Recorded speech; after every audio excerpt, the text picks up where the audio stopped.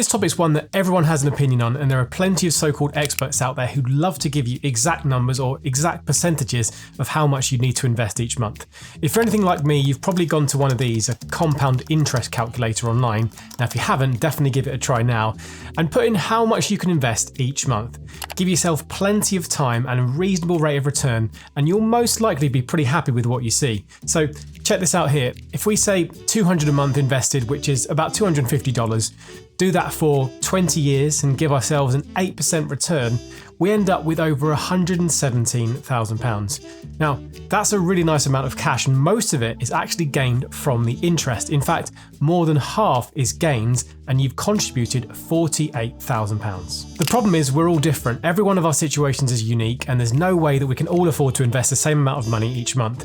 Some of us start out with nothing, some of us are very lucky and have a lot more, and we've all got different lives, jobs, and responsibilities. So I wanted to make a video for you to really look into more detail about whether or not there's actually a good answer to this question, and more importantly, look at all of the data that I could find and see what everyone else is doing across not only the UK, but the US as well.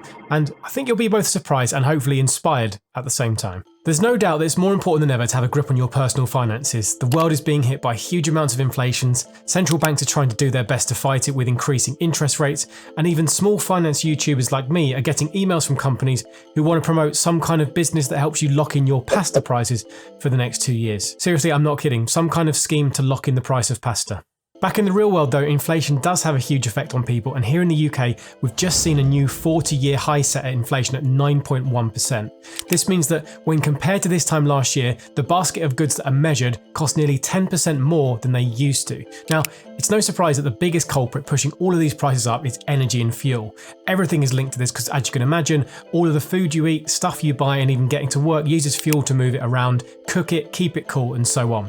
With higher inflation, many people will see their take-home pay reduced, and then in turn, it will mean that they'll have less to save or invest. Unless, of course, you're lucky enough to actually get a 9% pay rise this year, you're all in the same boat.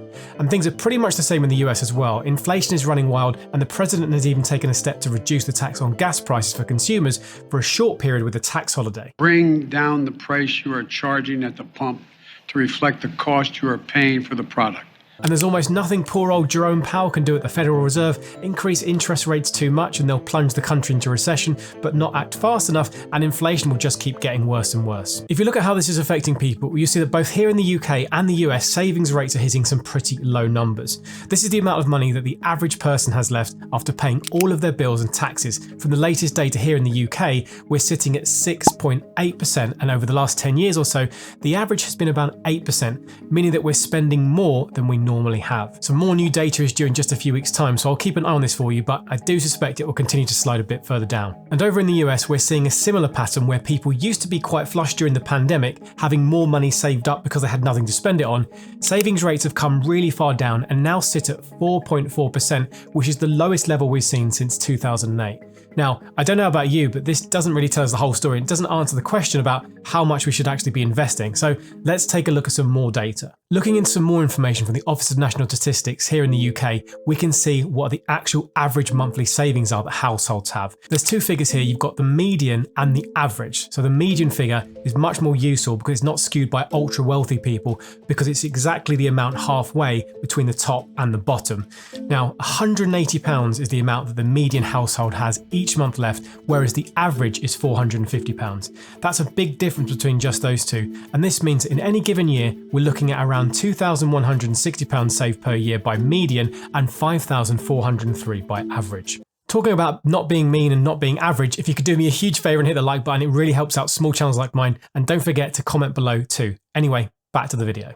At this point, you might either be feeling pretty smug or pretty down about your own position, but that's not the point of this video. But it is important to get some perspective.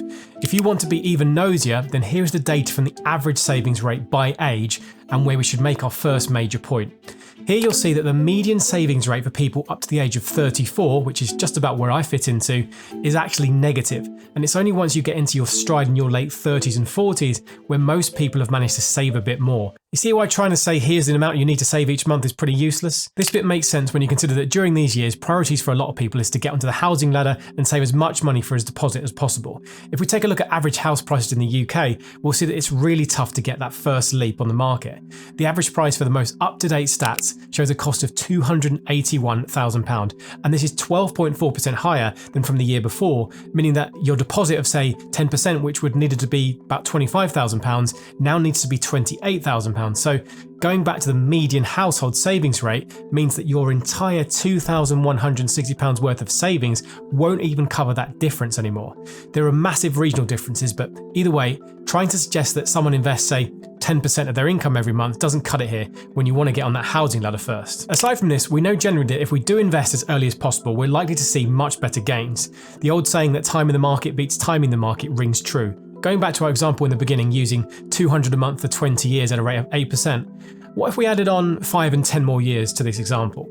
25 years investing takes us to $190,000, and adding another 5 years on top of that gets us to $298,000. That's almost 3 times the return from 20 years to 30 years, even though it's just 50% more time invested. Clearly, once you get compound interest working for you, you end up making more per year in interest alone than you did in the whole amount that you had contributed in the first place.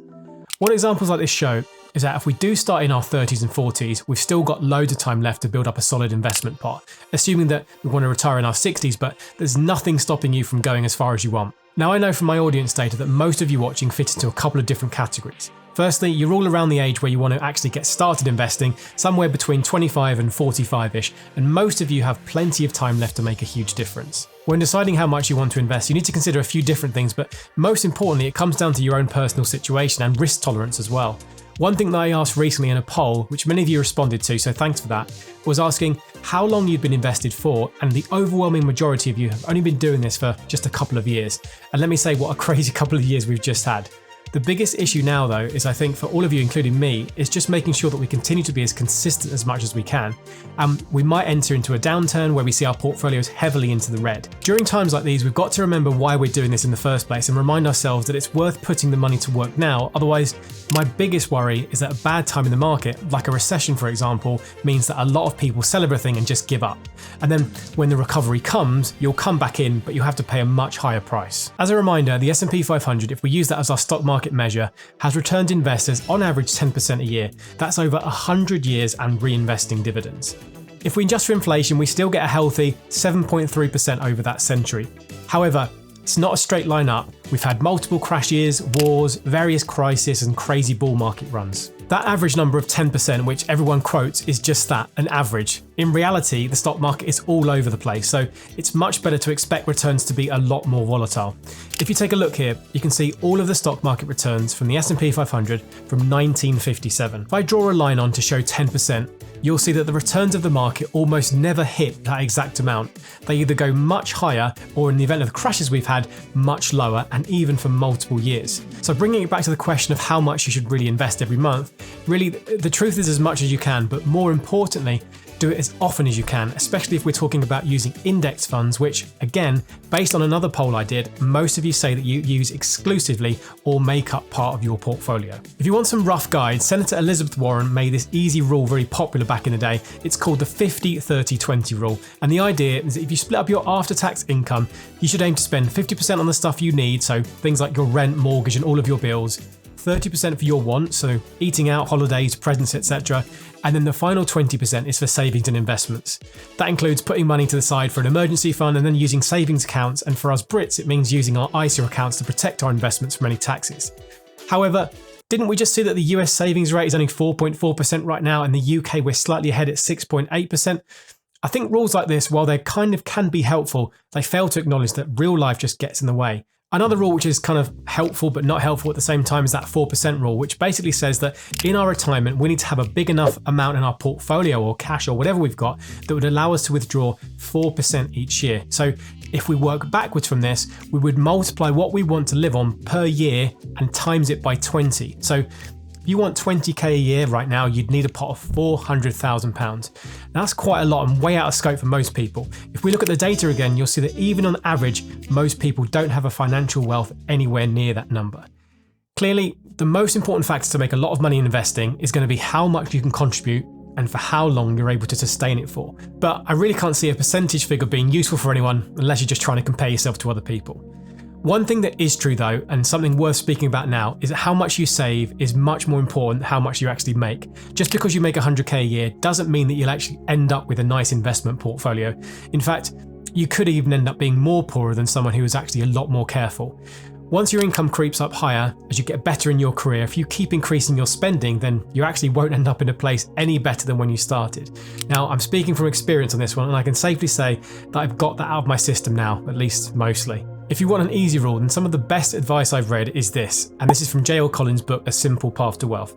He says, spend less than you make and invest the rest. Sounds so simple, and it really is in theory, but in practice, I know how difficult it is to commit to that over the long term. What I would add to this is to say, spend less than you make and invest if you can. No amount of percentage is going to work for everyone. We're all different with different goals and different needs.